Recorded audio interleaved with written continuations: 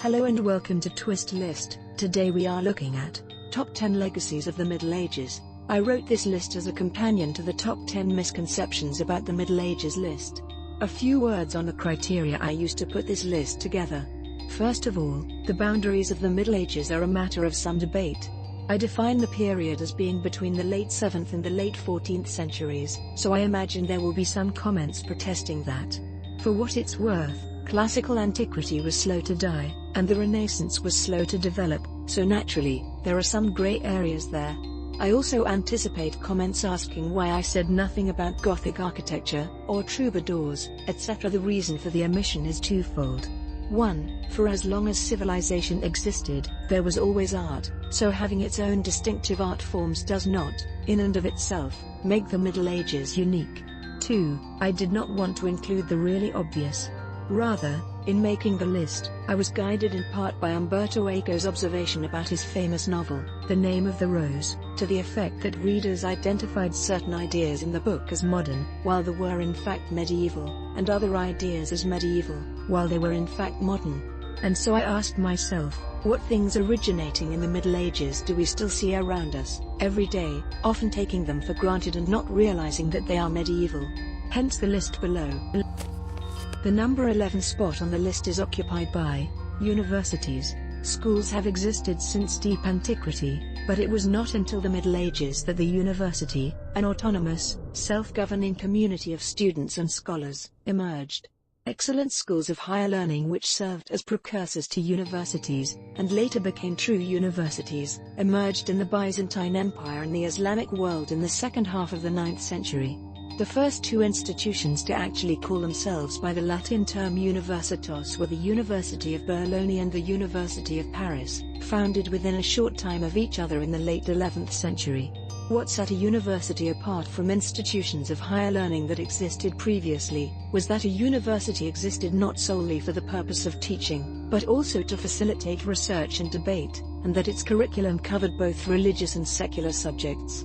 Medieval European universities typically offered degrees in 4 disciplines: theology, law, medicine, and letters, i.e., liberal arts.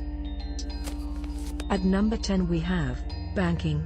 Although precursors to banking existed probably since before the invention of coinage, it was medieval, and mostly Italian, entrepreneurs who developed complex banking in the form that we would recognize today, as a system that can be readily distinguished from simple money lending.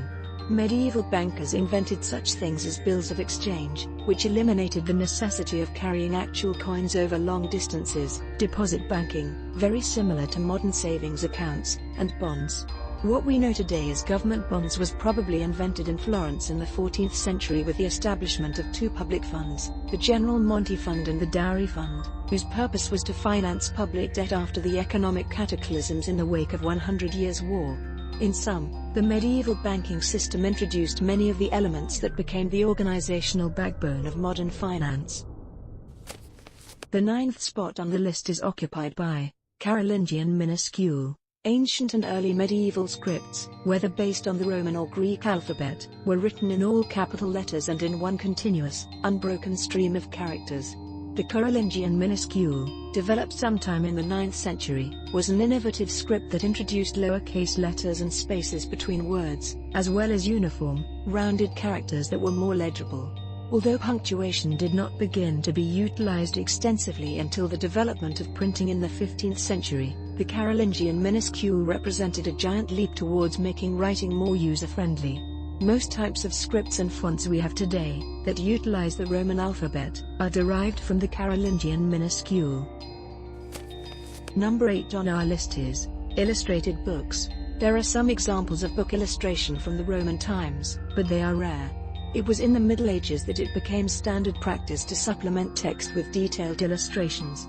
Unlike earlier, ancient illustrations, which, besides being very rare, were in the nature of diagrams and representations of artwork or architectural detail that is difficult to express verbally, medieval illustrations introduced pictorial representations of scenes that were perfectly clear from the text. For example, a man walking, 2 people having a conversation, peasants harvesting grain, etc. Long before the invention of the printing press, artists decorated manuscripts with vivid, elaborate, and occasionally allegorical artwork that is often of astounding quality and detail, and can be just as, if not more, intriguing than the text itself. An historian will probably argue that illuminated manuscripts developed due to the problem of near-universal illiteracy in the early Middle Ages, to help people, whose reading skills were poor, to decipher the text and to enjoy it. Whatever the reasons, these manuscripts are the forerunners of today's illustrated newspapers and magazines, textbooks, and even this website, which so heavily supplements text with images. At number 7 we have romantic love.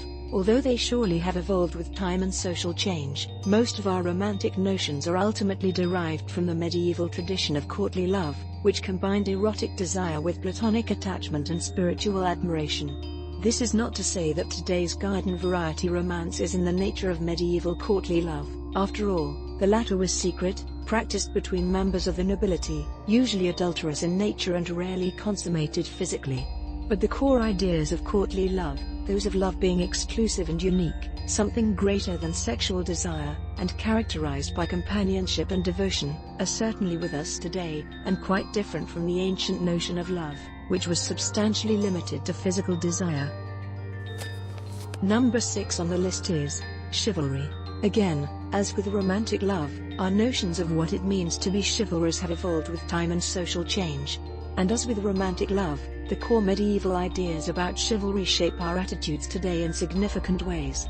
Originating with the Moors of Al-Andalus, Islamic Spain, the chivalric code of the Middle Ages dictated that a knight must not only be skillful on horseback and valiant in battle, but also just, courteous, well-mannered, compassionate and culturally sophisticated.